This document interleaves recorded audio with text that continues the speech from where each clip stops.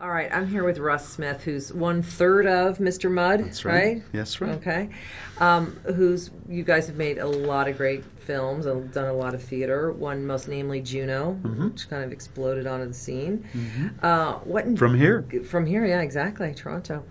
And you guys are here with Perks of Being a Wallflower, Yes, we are. which is a tremendous film. Vanity Fair gave it a lot of love, and I just was talking to Emma yesterday. And what do you think it is about this movie that, and I was having this discussion with Emma about how it's kind of transgenerational. Well, I have 3 teenage daughters. So, and weirdly enough, two of them had read the book before we were even involved in this. And so I think that what you see, just in terms of the transitional thing, is that these are things that everybody goes through. They reach a certain age, they're in an environment, they're not sure how to navigate that environment. If there are a couple of friends that they can trust to help them get through it, that's a huge thing. It's a huge thing. How do you decide what film you're going to produce next? Where do you... We've had this formula for a long time where 2 out of 3 of us have to fall in love with something. So if I read it first and I really like it, I better do some lobbying, within my group, because with movies, I have to be with it for a long time. You have to love it. A long time. And how does the Mr. Mudd, what is that from?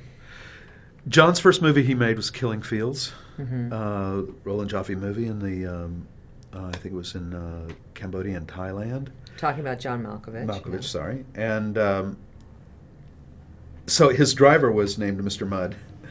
And what happened was, when they went to make that movie, it was such a big movie in such a small place that it overwhelmed the infrastructure, and they had to release criminals from prison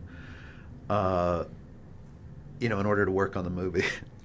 And so John had a convicted murderer as a driver, and who loved to do things like turn the lights out in the car and drive on the wrong side of the road to see if they could scare John. And so he remembered him, Mr. Mudd. So I guess he scared him. That's incredible. I've never actually heard that. You wouldn't think of that movie taking the infrastructure of a country. Well, it was Killing Fields was a pretty good-sized film, and they had had tons of extras and all that kind of stuff. And I don't think they'd shot anything down there. So I think they were happy to have it, but it just overwhelmed them. So, yeah. And what do you think of your stars in Perks? How do you think Emma? Well, Emma's a movie star. Yeah. I mean, she's incredible, and she's a movie star we like. I mean, we root for her. Who knows how people do that?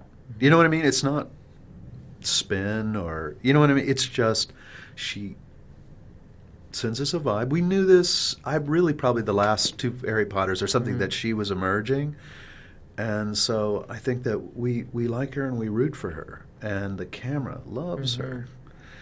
So she's going to be around for a long time.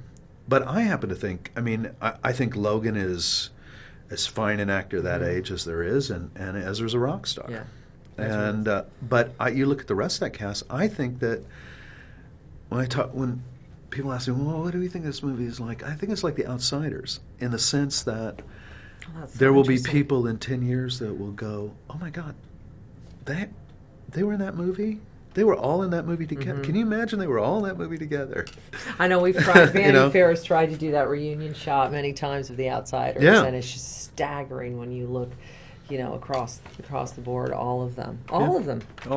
And I think that that's what this is too. Between Johnny and May and Nina Dobrev, and it just goes on. And I think it was great. Great cast. Well, it's a good movie. It's great to meet you. Thank you very much. And I want to know, is this like one for all the movies? No, but it is different places I've been. Okay. That kind of thing. That's great. Travels.